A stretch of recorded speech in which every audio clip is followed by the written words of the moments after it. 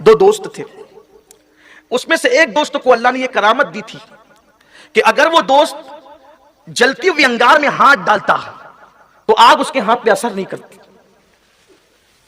جلتی ہوئی آگ میں وہ ہاتھ ڈالتا تھا، آگ اثر نہیں کرتی۔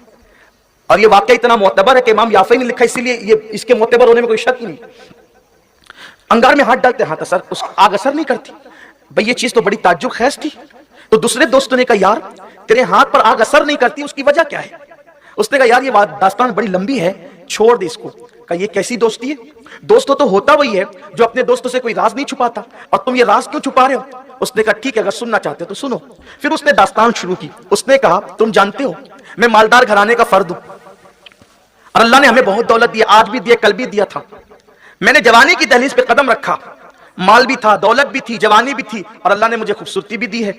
تو میری جوانی کا شروعاتی جوانی کا واقعہ ہے کہ میں گرمیوں کے موسم میں جبکہ ہواؤں میں خشکی تھی اور خشک اور ٹھنڈی ٹھنڈی ہوائیں جب چل رہی تھی تو میں اپنے گھر کی ٹیرس پر چہل قدمی کر رہا تھا، اور چاند پورے آب و تاب کے ساتھ 14ویں رات کا چمک رہا تھا۔ اس چاندنی رات میں جبکہ میں بہت مخمور بھی تھا اور مسرور بھی تھا، جوانی کا عالم تھا، شادی نہیں ہوئی تھی، ابتدائی جوانی تھی، میری نظر سامنے کی ٹیرس پر پڑی تو میں نے دیکھا ایک خوبصورت لڑکی، حسن کی ملکہ۔ اگر میں اس کو اپنے ذوق کے مطابق علامہ ارشد القادری کے قلم کی روشنی میں اس کا حسن بیان کروں تو میں اس کو یوں کہہ سکتا ہوں کہ اس کا چہرہ ہندوستانی شاعری کے مطابق بنارس کی صبح کی طرح تھا، اور اس کے بال متھرا کی شام کی طرح۔ اس کا چہرہ، اس کے رخسار ایسے لگتے تھے جیسے کسی جھیل کے اندر ابھی کوئی کنول مسکرایا ہو۔ اس کے ہونٹ دیکھ کر ایسا لگتا تھا کہ جیسے گلاب کی پنکھڑیاں ابھی کوئی مل کر کے گیا ہو۔ بالوں کو دیکھ کر یوں لگتا تھا کہ سنبل کا پودا ابھی کسی کھیت کے اندر اپنی پتیوں کو بکھیر دیا ہو۔ وہ چلے تو یوں لگتا تھا کہ جیسے ہرن چوکڑی بھر رہی ہے، اور اگر وہ خرام ناز کرے تو یوں لگے کہ جیسے ساون بھادوں میں مور اپنے پنکھ کو کھول کر کے جو ہے وہ مستی کے اندر جھوم رہا ہو۔ اتنی خوبصورت وہ لڑکی، اتنی حسین وہ لڑکی، اور اس پر طرفہ قیامت یہ کہ 14ویں رات کا چاند اس کی دودیا دودیا روشنی میں اس کا چہرہ یوں لگتا تھا کہ جیسے جنت کی حور زمین پہ اتر آئی۔ میرے شریر نفس نے مجھے کہا اتنی خوبصورت لڑکی تیرے گھر کے سامنے رہتی ہے، تجھے خبر نہیں؟ دیکھو میں نے کہا تھا کہ لڑکیاں گھر میں پلتی تھی، پڑوسی کو پتہ نہیں ہوتی، اتنے پردے کی پابند تھی۔ اب وہ ٹیرس پر چلی گئی، کسی کی نظر پڑ گئی، اسے خیال ہی نہیں کہ رات میں کوئی ٹیرس پہ چڑھ بھی سکتا ہے۔ ایسے میں وہ کہتا ہے کہ میرے شریر نفس نے کہا اتنی خوبصورت لڑکی تیرے گھر کے سامنے رہتی، تجھے خبر نہیں؟ اٹھ، جوانی کا فائدہ اٹھا، دولت کا فائدہ اٹھا، اور اس کے خوبصورت جسم کو اپنے لیے آلہ کار بنا لے۔ میں نے فوری طور پر اس لڑکی کو کہا کیا تو اپنے جسم پر مجھے قابو دے سکتی ہے؟ لڑکی نے جواب دیا اللہ سے ڈر، اللہ کا خوف کر، جوانی کے نشے میں اللہ کو ناراض نہ کر، کوئی دیکھے نہ دیکھے اللہ دیکھ رہا ہے۔ یہاں ایک مفکر کا خوبصورت جملہ یاد آتا ہے، لذت کے لیے گناہ مت کر، لذت کے لیے گناہ مت کر، لذت چلی جائے گی گناہ باقی رہ جائے گا۔ لڑکی نے مجھے ڈرایا اللہ سے، لیکن مجھ پر شیطان غالب تھا، مجھ پر نفس غالب تھا۔ بالآخر میں لڑکی کے پیچھے چلتا رہا، پڑا رہا۔ میں نے اس کو کہا اپنی پوری دولت تیرے قدموں پہ نثار کر دوں گا، اپنی دولت کا انبار تیرے قدموں میں لگا دوں گا، تیری ہر بات کو پوری کروں گا، تیرے ہر سوال کو پورا کروں گا۔ لیکن وہ لڑکی کیا لڑکی تھی، گویا کہ وہ سچی کنیز فاطمہ تھی۔ وہ دولت کے فریب میں نہیں آئی، میرے بہکاوے میں نہیں آئی، میرے جملوں کے مکر و فریب کا شکار نہیں ہوئی۔ بالآخر پھر وہ لڑکی میری زندگی سے گویا کہ غائب ہو گئی۔ اب وہ لڑکی مجھے کبھی دکھی نہیں۔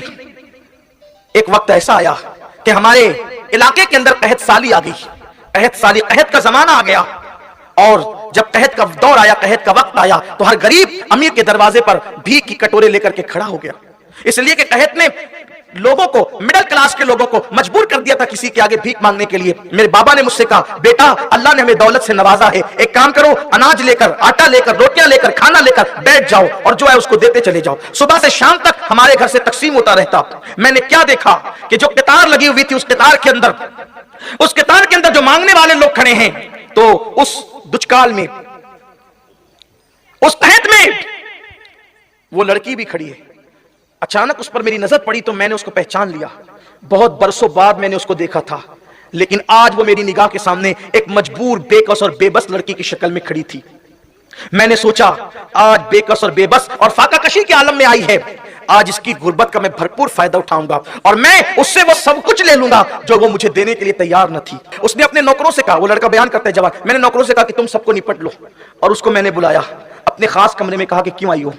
لڑکی نے کہا کہ میرے 3 بچے ہیں، جب کبھی ملی تھی اور آج میری شادی ہو گئی اس کے بعد، اور میرے 3 بچے ہیں، تینوں بھوکے ہیں، شوہر کے پاس اتنی طاقت نہیں ہے کہ وہ میرے بچوں کو کھلا سکے، کیونکہ قحط کا زمانہ ہے، اور آپ اچھی طرح سمجھتے ہوں گے جو لوگ لاک ڈاؤن سے گزرے ہیں ان کو قحط اب سمجھ میں آ گیا ہوگا، خود بدلتے نہیں اوروں کو بدل دیتے ہیں والا معاملہ ہے۔ اور کیوں آئی ہو؟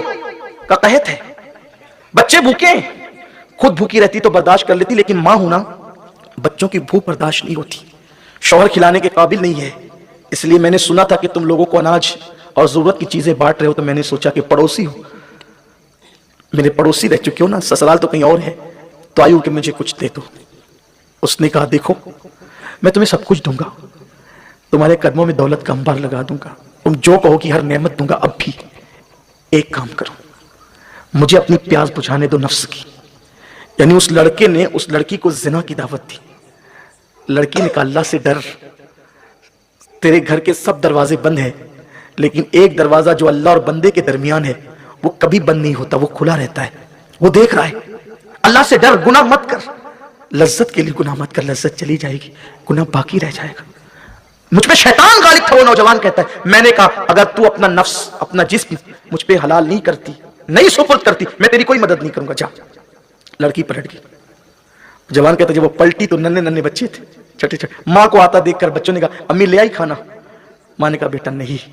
چھوٹے بچوں نے کہا ماں اب بھوک برداشت نہیں ہوتی، یا ہمیں مار ڈالو یا ہمارے لیے کھانے کا انتظام کر۔ ماں تھی، تڑپ گئی، تڑپی، وہ بچوں کو دلاسا دینے کی کوشش کی، لیکن بچے بچے ہوتے، بچے بچے ہوتے ہیں، انہیں دلاسا دینا آسان نہیں ہوتا۔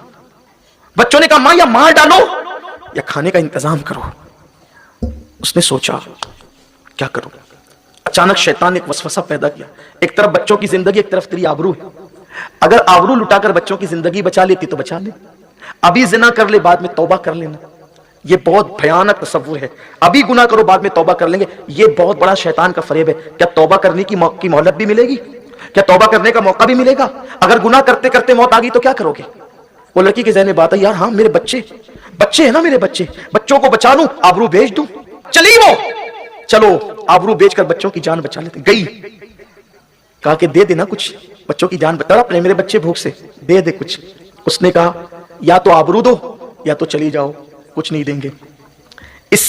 یہ جملے وہ کہنا ہی چاہتی تھی کہ ٹھیک ہے میں اپنا سب کچھ دینے کے لیے تیار ہوں، اور اپنا جسم اس کے حوالے کرنا چاہتی تھی کہ اچانک اس کے دل کے اندر جو اللہ کا خوف تھا، اللہ کی خشیت تھی، اس نے دل میں کچوکے دیے اور اس کے اندر ایک حوصلہ پیدا کیا، اور پھر اس کے زبان سے جملے نکلے، اے جوان کان کھول کے سن لے، اے جوان کان کھول کے سن لے، میں اپنے ایک ایک بچے کو تڑپ تڑپ کر مرتا تو دیکھ لوں گی لیکن کبھی اپنی آبرو کا سودا نہیں کروں گی۔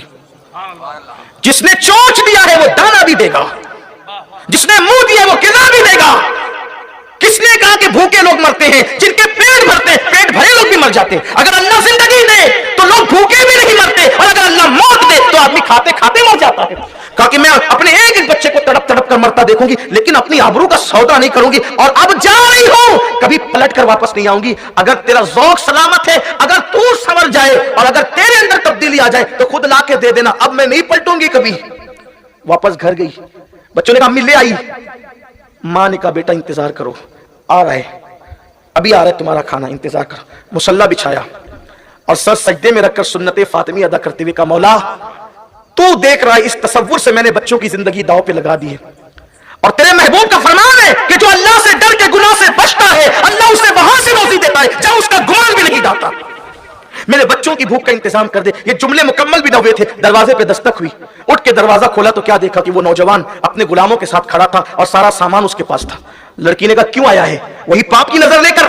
اس نے کہا نہیں میری بہن، میرا دل بدل گیا ہے، تیرے تقوی تیری خشیت سے میرا دل بدل گیا ہے۔ جب تو غریب ہو کر اللہ سے اتنا ڈرتی ہے، مجھے مالدار ہو کے اللہ سے کتنا ڈرنا چاہیے، لے یہ میں تیرے لیے تحفہ لے کر کے آیا ہوں۔ لڑکی نے کہا رک، ابھی نہیں لیتی۔